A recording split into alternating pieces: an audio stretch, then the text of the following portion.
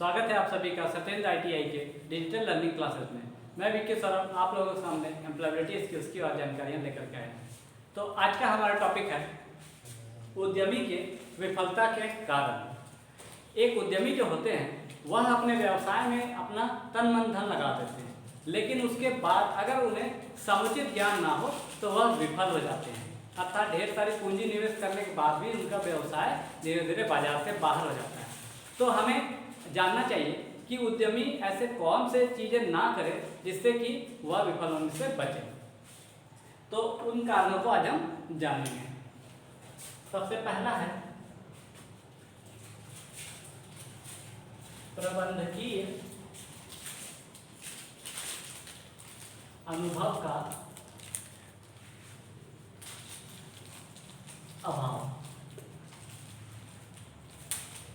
एक उद्यमी को प्रबंधकीय अनुभव होना चाहिए, क्योंकि शुरुआत में वह उत्पाद के रख रखाव से, निर्माण से, साथ में कर्मचारियों के उत्पाद के दौरान जो है विश्लेषण से, और बाजार में किस तरह का माहौल है, किस उत्पाद का जो है ज़्यादा डिमांड है, कौन सी चीज़ें बाजार में लोगों को ज़्यादा आकर्षित करती हैं, इन सारी चीज़ों का उसे पता होना चाहिए। इसके बाद ही उसे अपने व्यवसाय में उस चीज़ों के अनुसार से अपने उत्पाद को लगाना चाहिए और बाजार में निवेश करना चाहिए।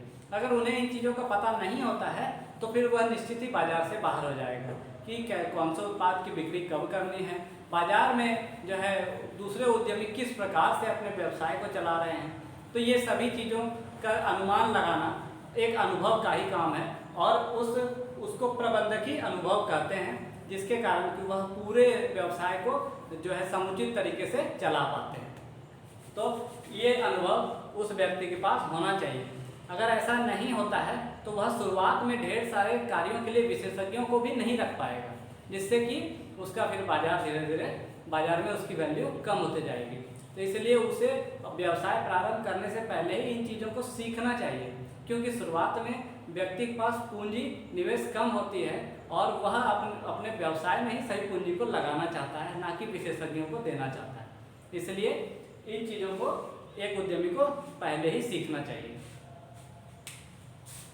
दूसरा है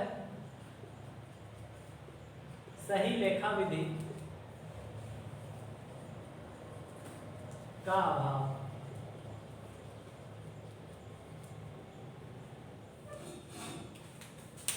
सही लेखा विधि का अर्थ है कि उत्पाद और व्यवसाय से संबंधित जितने भी लिखित कार्य होते हैं उसकी जानकारी एक उद्यमी को होनी चाहिए, क्योंकि इसका सीधा सा असर उसके वित्तीय व्यवस्था पर पड़ता है।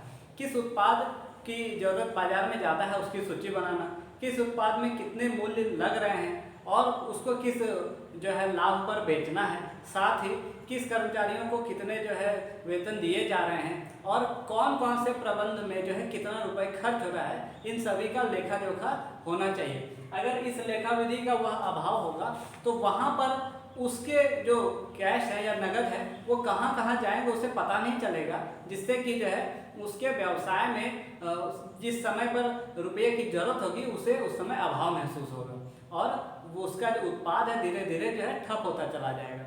इसलिए इस सही लेखा विधि का ज्ञान होना चाहिए। इसके लिए कोई व्यक्ति भी आप नियुक्त कर सकते हैं जो कि आपके लेखा जोखा को देख सकता है। साथ ही अगर अभी आपके व्यवसाय में उतनी प्रोन्नति नहीं हुई है तो इस चीज़ों को आपको स्वयं से ही करना होता है, तब जाकर के आपका व्यवसाय अच्छा होता जाता है। नेक्स्ट है नगद आवश्यकता का गलत अनुमान।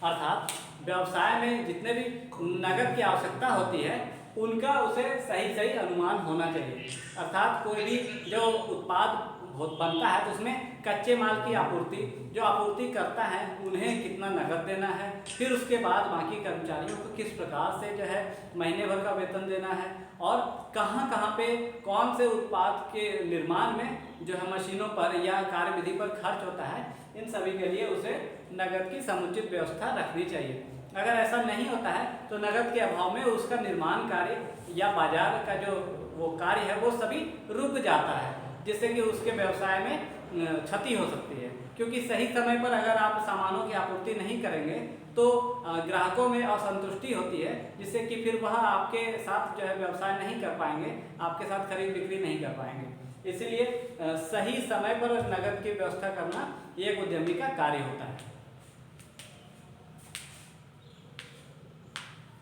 नेक्स्ट है विचार का अधूरा अध्ययन।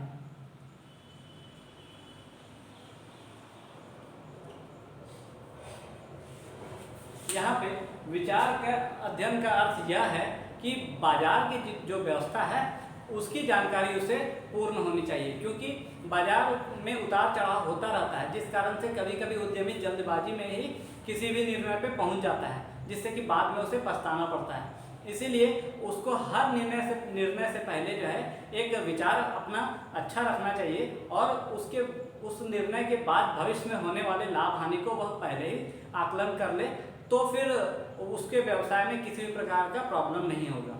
इसलिए यहाँ पे यह पॉइंट भी दिया गया कि विचार का जो अध्ययन है वह उसे निरंतर करते रहना चाहिए और बाजार की जो व्यवस्था है बाजार के अनुरूप जो है अपनी सोच को रखना चाहिए।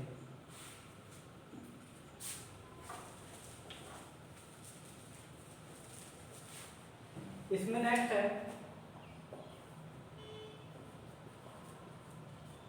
नएपन का अभाव।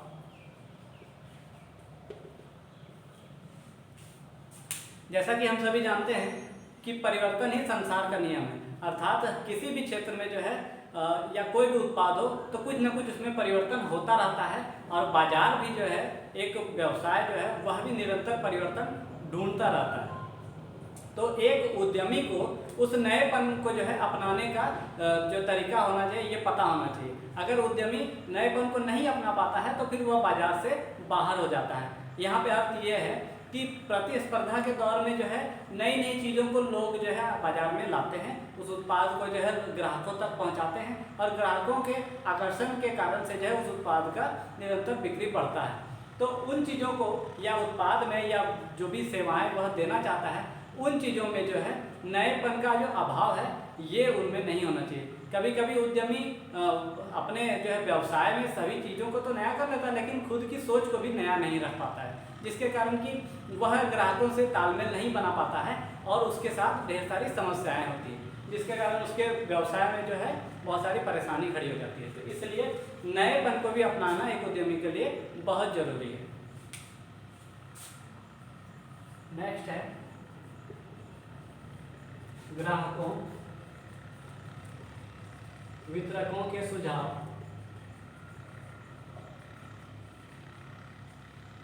शिकायतों पर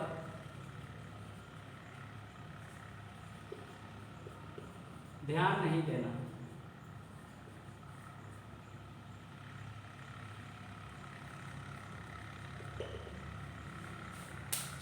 आपने कई बार ऐसा देखा होगा कि जब आप भी किसी व्यवसाय में या किसी शॉप पे एक ग्राहक बन के जाते हैं तो किसी उत्पाद से संबंधित कुछ सुझाव या कुछ शिकायत भी कभी कभी दुकानदार को बताते हैं। तो अगर जब आप एक उद्यमी हैं और आपको भी ग्राहक या वितरक के द्वारा जो है कुछ सुझाव या शिकायत मिलते हैं तो आपको उस पर कार्य करना चाहिए। अगर आप उसे अनदेखा कर देंगे तो उसका सीधा असर आपके व्यवसाय में पड़ेगा।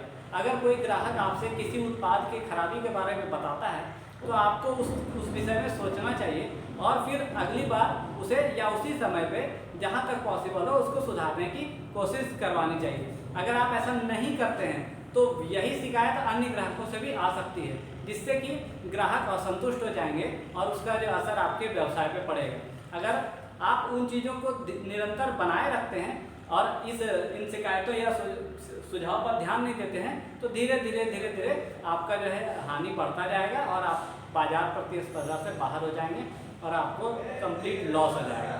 इसलिए इन चीज़ों को पूरी तरह से ध्यान में रखनी चाहिए। कुछ अन्य कारण भी हैं जिसके कारण क्या होता है कि आपके व्यवसाय में निरंतर असर पड़ता होता है। जैसे कि एक है रवैया। रवैया का यहाँ पे अर्थ है आपके कार्य प्रकृति से। जैसा कि किसी भी व्यवसाय को शुरू करने में आप में ही उत्साह और रुचि होनी चाहिए। अगर आपके अंदर वह उत्साह और रुचि नहीं होगी तो आपके साथ कार्य करने वाले सभी कर्मचारी का भी जो उत्साह वो धीरे धीरे कम होता जाएगा, जिसका सीधा असर आपके व्यवसाय में देखने के लिए पड़ेगा। और दूसरा है नैतिक मूल्य। नैतिक मूल्य का अर्थ यह होता है कि एक व्यक्ति के नज़र से क्या सही है और क्या गलत है, इन चीज़ों का विश्लेषण होना, और जो सही है उस पर निरंतर कार्य करना और जो गलत है उसका विरोध करना। तो इन चीज़ों को नैतिक मूल्य कहते हैं। तो ये भी आपके व्यवसाय में निहित होना चाहिए और एक उद्यमी के अंदर ये सोच होनी चाहिए। तभी जो है आप एक ग्राहक के साथ जो है अच्छा तालमेल बिठा सकते हैं और आप अपने उत्पाद या सेवाओं को बाजार में अच्छी तरह से जो है ले जा सकते हैं। तो इससे आपका व्यवसाय जो है आगे बढ़ेगा। अगर इन चीज़ों को आप अपने अंदर नहीं लाएंगे, अपने गुण में शामिल नहीं करेंगे, तो आपका व्यवसाय धीरे धीरे ठप होता चला जाएगा और आप बाजार प्रतिस्पर्धा से बाहर हो जाएंगे। तो आज के वीडियो में हम यही जाने कि उद्यमी के विफलता के क्या क्या कारण हैं। तो इन चीज़ों को आप फॉलो करिए और सीखने का प्रयास करिए। आगे की जानकारियाँ लेकर के आऊँगा नेक्स्ट वीडियो में। तब तक के लिए धन्यवाद।